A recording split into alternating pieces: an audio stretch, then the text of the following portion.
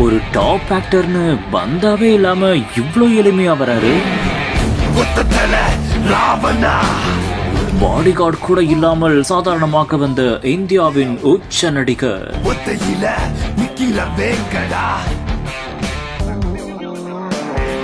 ஒரு டாப் ஹீரோன்னு மறந்துட்டு இப்படி ஒரு எளிமையா தூரத்தில் இருந்து அருகே நெருங்கி வர வர உடலை புல்லரிக்க வைத்த கூஸ் பம்ப் சம்பவம்.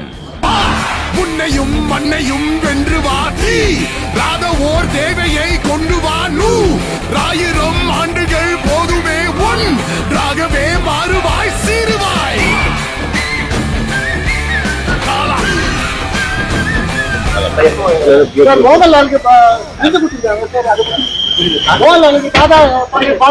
வாழ்த்துக்கள் சொல்லிட்டேங்க. அவர்கிட்ட பேசி நல்லா போயிட்டு ஜூன்